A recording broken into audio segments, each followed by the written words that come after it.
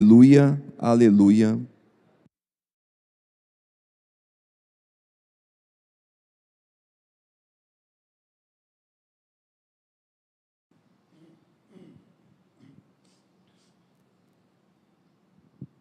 O Senhor esteja convosco. Proclamação do Evangelho de Jesus Cristo, segundo Lucas. Naquele tempo, os fariseus perguntaram a Jesus sobre o momento em que chegaria o reino de Deus. Jesus respondeu: o reino de Deus não vem ostensivamente, nem se pode dizer está aqui ou está ali, porque o reino de Deus está entre vós. E Jesus disse aos discípulos: dias virão em que desejareis ver um só dia do Filho do Homem e não podereis ver. As pessoas vos dirão: ele está ali, ou ele está aqui. Não deveis ir nem correr atrás. Pois como o relâmpago brilha de um lado até o outro no céu, assim também será o Filho do Homem no seu dia. Antes, porém, ele deverá sofrer muito e ser rejeitado por esta geração. Palavra da salvação.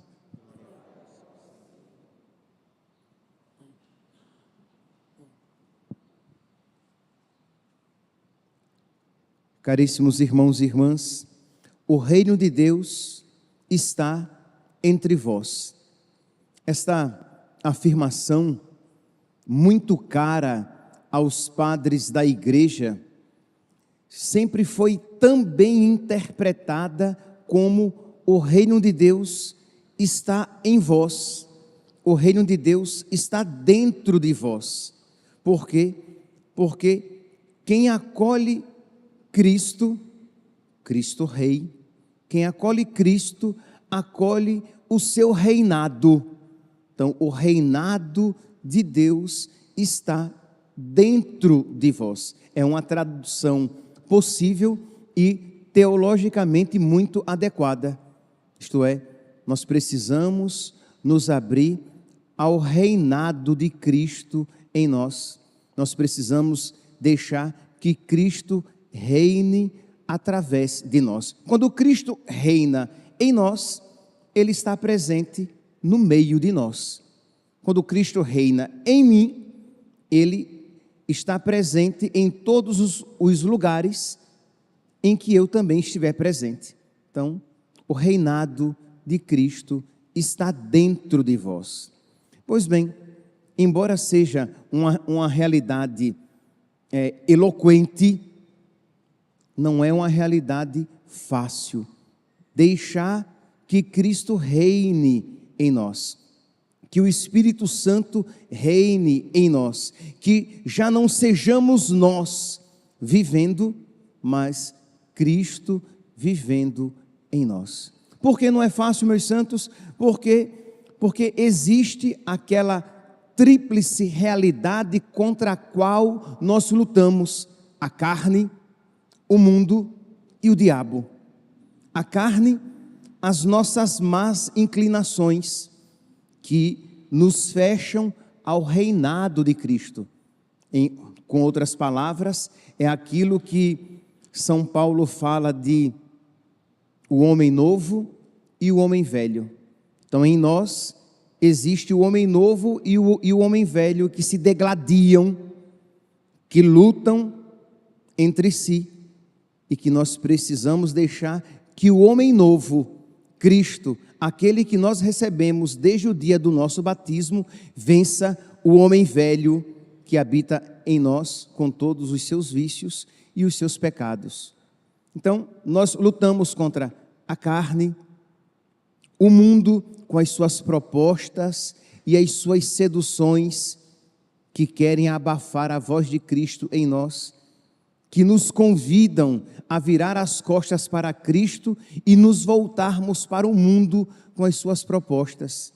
Então, é uma luta cotidiana, que nós precisamos pedir o auxílio de Deus para que o reinado dele seja eficaz, seja verdadeiro, seja atuante. Porque, claro, desde o dia do nosso batismo, Cristo habita em nós.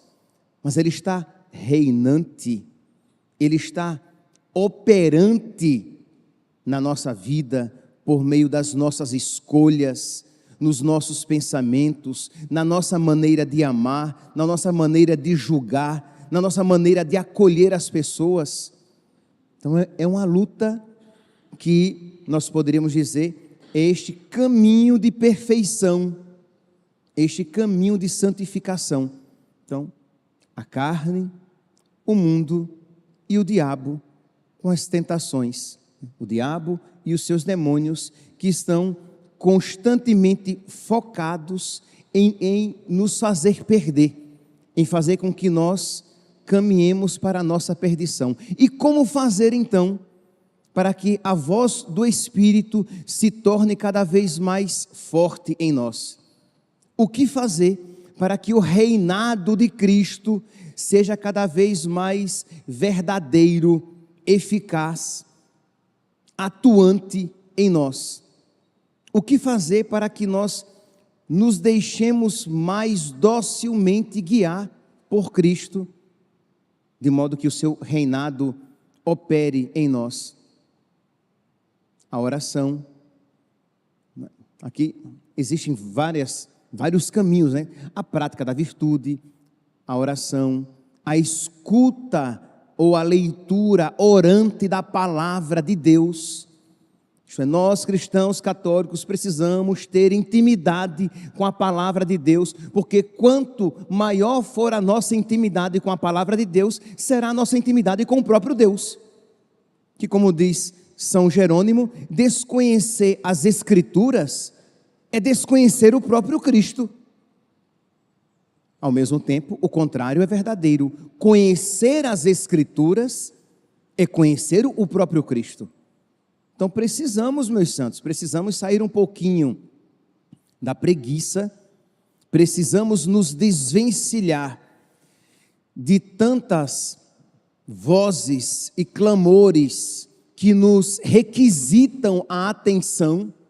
De uma maneira prática, precisamos deixar de lado um pouquinho o WhatsApp, precisamos deixar um pouquinho de lado as plataformas digitais, para que nós tenhamos tempo de nos dedicar à leitura orante da palavra de Deus, porque infelizmente o dia só tem 24 horas, e se tivesse 48, nós arrumaríamos coisas para fazer, mas o dia só tem 24 horas, de modo que, se nós não reservarmos com força, com determinada determinação, um tempo para a nossa oração, as outras ocupações tão urgentes, mas nem sempre necessárias, roubarão este tempo devido a Deus. Então, oração pessoal, oração íntima, diálogo com Deus, leitura da palavra de Deus, meditar a palavra de Deus, leitura orante, né, da palavra de Deus, não é simplesmente um estudo, uma leitura orante da palavra de Deus, e a prática das virtudes, da caridade, da penitência, e a frequência aos sacramentos, a Santa Missa e o sacramento da confissão, sempre que for necessário. Isso faz com que o reinado de Cristo cresça em nós, de modo que, quando nós ouvirmos, quando nós percebermos a vontade de Deus em nós, será mais fácil fazer a vontade de Deus. Quando nós percebermos que algo é vontade de Deus, a carne, o mundo e o diabo terão menos força sobre nós. Por quê? Porque nós estamos nos alimentando de Cristo, porque o reinado de Cristo tem crescido em nós, de modo que não apenas nós teremos mais facilidade em fazer a vontade de Deus, como nós teremos necessidade de fazer a vontade de Deus. Isto é, quanto mais você vai crescendo no reinado de Cristo, quanto mais você vai crescendo na virtude, quanto mais você vai crescendo na santidade, mais necessidade você tem de amar a Deus com radicalidade, sem reservas, com todo o coração, com toda a força, com toda a mente, com toda a alma. Se torna uma necessidade amar a Deus com radicalidade, com perfeição.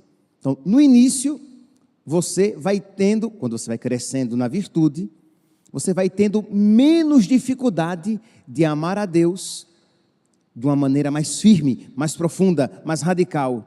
Depois se torna uma necessidade, de modo que quando você perceber que você foi mesquinho com Deus, você será capaz de, talvez não necessariamente derramando lágrimas, mas você será capaz de chorar pelo amor não ser amado na sua vida.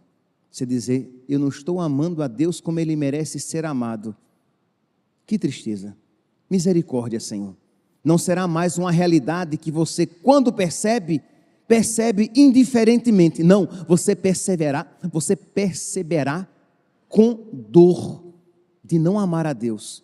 E isso é a ação do Espírito Santo conduzindo você a um amor cada vez mais profundo. Pois bem, nós temos um exemplo concreto desta realidade de amar a Deus, de deixar o reinado de Cristo crescer em nós, de ser guiado pela voz do Espírito, de ser conduzido com docilidade pela vontade de Deus. Na primeira leitura de hoje, São Paulo, movido pelo Espírito, faz um apelo ao Espírito no coração de Filemon. Filemon é aquela pequena carta de São Paulo, que nós ouvimos hoje aqui na primeira leitura.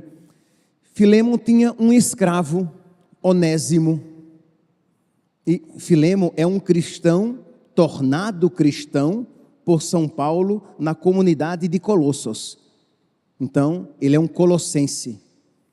Então, Filemon tinha um escravo, esse escravo era pagão, esse escravo fugiu e pelos caminhos da vida, pelos caminhos da providência, esse escravo se encontra com São Paulo, que o converte, que o ganha para Cristo e se torna um grande benfeitor de São Paulo.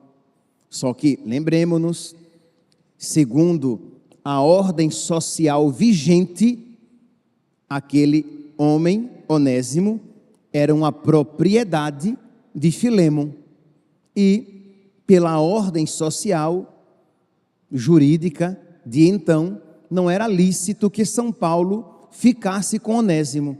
Então São Paulo então manda Onésimo voltar para Filemon, mas diz que antes ele o tinha como escravo, agora ele o receberá de volta como um irmão, e até dá um passo a mais, como ele mesmo, isto é, que Filemon receba Onésimo como receberia o próprio Paulo, de quem ele recebeu a fé, por quem ele foi gerado. São Paulo chega até mesmo a dizer, olha, aquilo que Onésimo lhe causou prejuízo, eu pago, eu serei seu devedor, quando na verdade, diz São Paulo a Filemon, você que me deve muito mais, porque você conheceu Cristo, você ganhou a salvação por meio do meu ministério.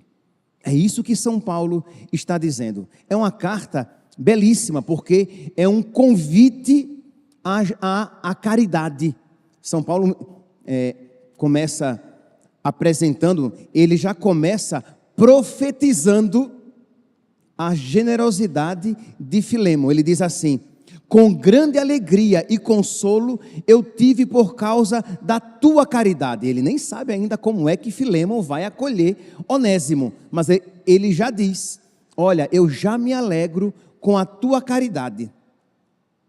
Os corações dos santos foram reanimados por ti, irmão. Por esse motivo, se bem que eu tenha plena autoridade em Cristo para prescrever-te tua obrigação, isto é, São Paulo, pela autoridade que ele tem em Cristo, poderia dizer, olhe, liberte este homem. A escravidão, ela é contrária à vontade de Cristo. Ele é um batizado, ele foi liberto. Não convém que ele continue escravo. Mas São Paulo diz, embora eu tenha plena autoridade em Cristo para prescrever-te tua obrigação, prefiro fazer apenas um apelo à tua caridade. Isto é, eu estou pedindo, São Paulo, apóstolo, estou fazendo um apelo à tua caridade. Eu, Paulo, e aí ele começa a apelar pelos laços afetivos. Isto é, ele diz, olha, eu estou velho e preso. Você vai negar isso a um velho preso? Eu, Paulo, velho como estou, e agora também prisioneiro de Cristo Jesus, faço-te um pedido em favor do meu filho, que fiz nascer para Cristo na prisão, Onésimo. Então vou te fazer um pedido, eu, Paulo, velho, preso por causa de Cristo, prisioneiro de Cristo. Antes ele era inútil para ti, agora ele é valioso para ti e para mim. Eu o estou mandando de volta a ti. Ele é como se fosse o meu próprio coração. Gostaria de tê-lo comigo, a fim de que fosse teu representante para cuidar de mim nesta prisão que eu devo ao Evangelho. Mas não quis fazer nada sem o teu parecer, para que a tua bondade não seja forçada, mas espontânea. São Paulo quer dar a ocasião a Filémon de fazer a caridade. Isto é, eu não vou forçar, porque senão não vai ser caridade. Eu quero que a sua bondade seja espontânea. Meus irmãos, eu tenho certeza, né? Porque nós estamos no nosso contexto aqui, bem particular, de Paróquia Cristo Rei, não há como não lembrar, né?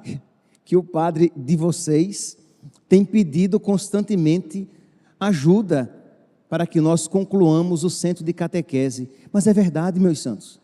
Eu digo isso porque eu creio, não porque agora me seja conveniente dizer.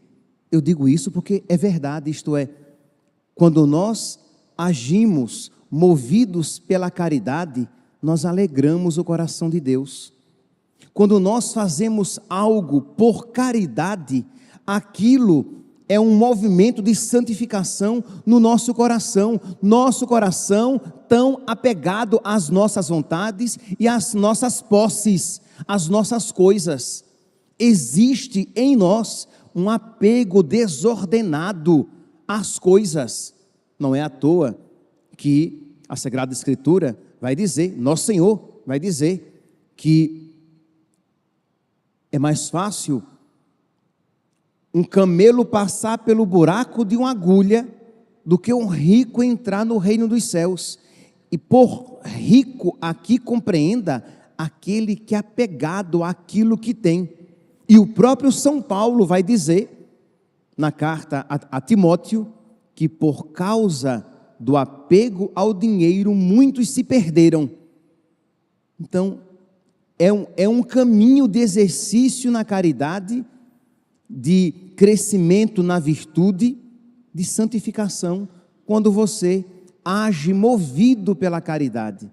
E, é claro, assim como para Onésimo, assim como para Filémon, era um prejuízo material perder um escravo, mas um benefício espiritual. E São Paulo não pensa duas vezes e pede a ele, olhe, eu vou pedir a você essa generosidade, este prejuízo. São Paulo usa até uma expressão mais forte ainda, versículo 20, eu, Paulo, versículo 20, sim, irmão, deixa que eu te explore no Senhor. É uma palavra, é uma expressão forte. São Paulo tem consciência de que ele está pedindo uma renúncia de um bem considerável. Um escravo tinha um valor considerável, um escravo jovem, principalmente porque teria muitos anos de serviço gratuito. Então São Paulo diz: deixa que eu te explore no Senhor, conforta em Cristo o meu coração, alegra em Cristo o meu coração. Então, meus irmãos, quando nós fazemos algo por amor a nosso Senhor, santifica. Eu não tenho dúvidas, assim como mutatis mutandis, mudando aquilo que deve ser mudado. As proporções são diferentes, mas da mesma maneira que aquelas grandes catedrais que foram construídas na Idade Média foram ocasião de santificação para aquele povo que passou décadas trabalhando para construir aquela casa de Deus. Nós já vamos para 10 anos de construção do nosso centro de catequese. Nós começamos em 2015. Tem sido ocasião de santificação para nós. Perseverança. Não é fácil perseverar. Nós tendemos a depois querer levar com a barriga as coisas, achando que as coisas vão por si mesmas, mas elas não vão. Se nós não pusermos força, as coisas não andam. E Deus quer fazer com a nossa colaboração, porque isso gera em nós homens e mulheres de valor, que perseveram sem perder o foco. Por que eu faço isso? E dando ocasião a tantas pessoas de exercer a caridade, o desapego, por um bem maior, por um bem espiritual, pela salvação das almas, pelo bem das crianças. Eu até já adianto aqui, porque eu sei que muitos só ouvem a homilia, peço que depois, você que acompanha apenas a homilia, pegue a missa, que eu vou dizer no final da missa, como você pode ajudar nesta obra de evangelização.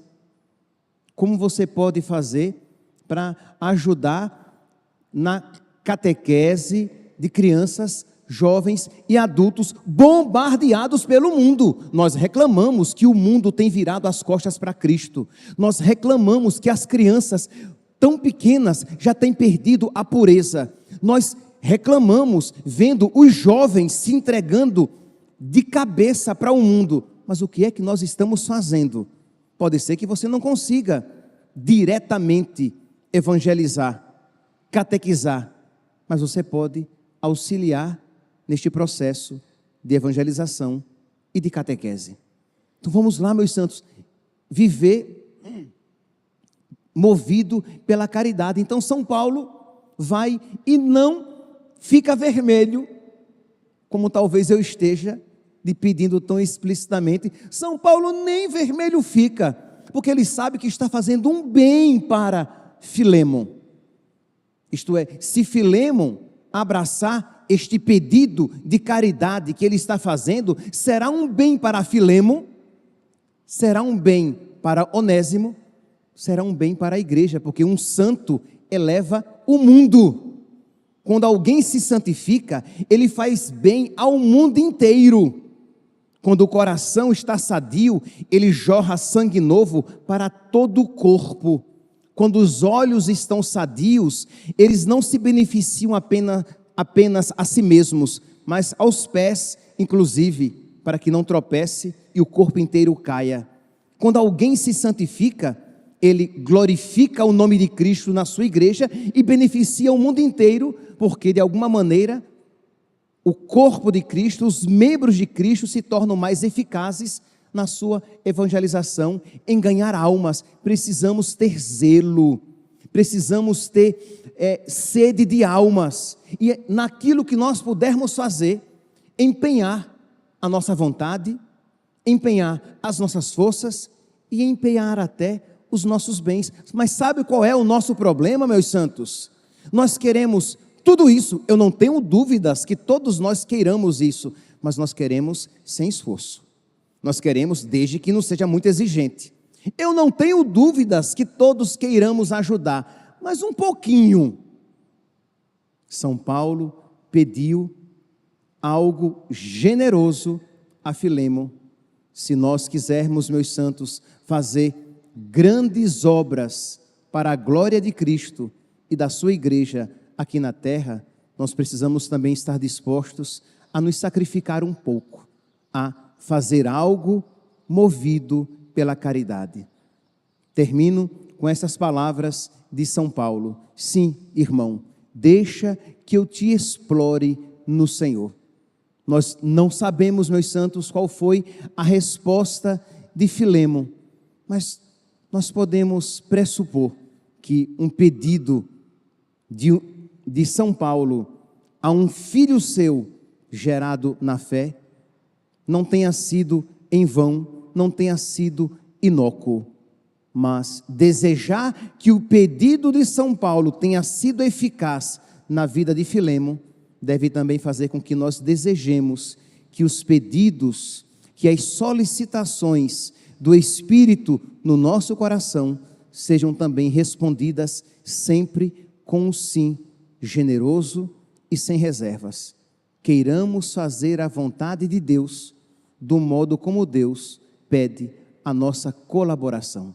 Abramos, meus santos, abramos o nosso coração e digamos a Ele, por amor a Ele, por causa dEle, sempre sim.